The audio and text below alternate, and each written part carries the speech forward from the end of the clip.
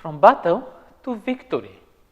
We're continuing the study on the book of Daniel, and we are entering into the last vision, which is much larger and spans into the last 3 chapters of the book. And to be honest with you, I'm not sure what kind of battle does the title refers to here. However, definitely it's not an earthly one. So we're in chapter 10 in the book of Daniel, and my mind is ready to face the unexpected and to be blown away by the invisible. Chapter 10 is the introduction to the vision and sets the context. Even though most of the details will be revealed later, the details around the receiving of the vision speaks a lot and are important not only so we can understand the details coming later, but they present some big spiritual insights as well. This is what we are looking at this week. So Daniel is on a spiritual quest to understand what will happen with my people in the future, according to verse 14. So he has decided to mourn for 3 weeks, 21 days, to stay away from meat, wine, and choice food. The scholars believe that this is connected with the struggle and the battle of his fellow Jews who are putting the effort of rebuilding the city of Jerusalem and the temple, because somehow the opposition and the dirty games of the Samaritans have reached the royal court and the king Cyrus himself. So Daniel is worried that this can actually cause a suspension of the construction project.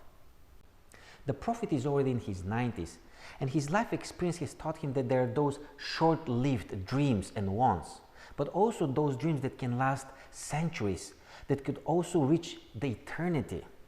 So Daniel is concerned about his people, and in the mind of a Jew, this is deemed impossible if there is no priest, temple, and sacrifice. So there is a battle going on for the safe existence and continuation of God's provisions of salvation. It's impressive how Daniel takes into heart everything that happens to his people.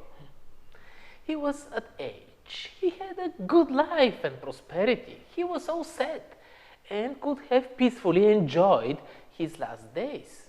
But he aches, and he is deeply concerned with God's representation here on earth through Jerusalem and the temple at the time. His intimate interactions with God were very real, to a point that he was deemed esteemed in the heavenly realm. I hope we can take this example and develop such intimacy with God. It matters, it makes a difference, it transforms us. And it also testifies about God, not only here, but above our reality, in this powerful controversy that claims every one of us.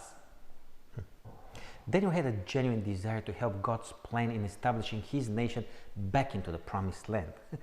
What God decided to do is to invite the prophet to a divine appointment with the Prince of Hosts, none other but the Son of God, Jesus Christ, Michael, the chief prince of his army.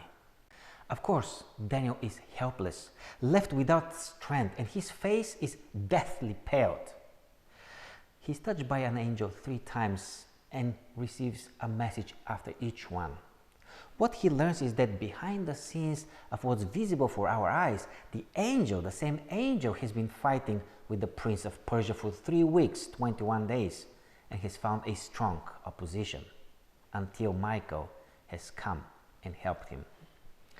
In the presence of God and his angels, our nature can't survive.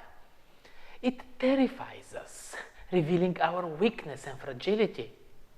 It's interesting that the touches from the angel don't make Daniel strong and good right away.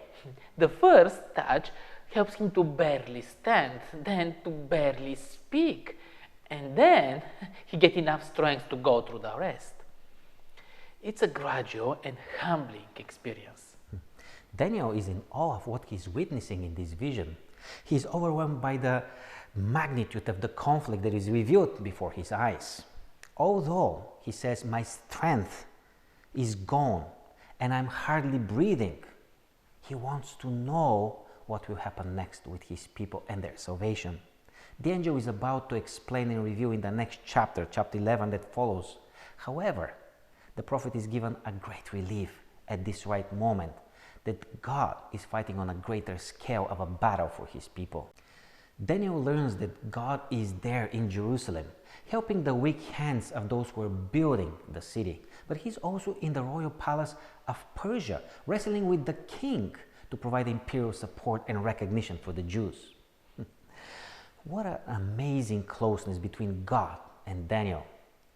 For God to come so close and to share as to a friend his battles, as to a fellow fighter on the front line. What an amazing relationship. Having in mind our world today, the cruel political battles, I can't imagine how ferocious this spiritual war is. And it's for us, for our decision, for our allegiance. And yes, the victory is finally gained.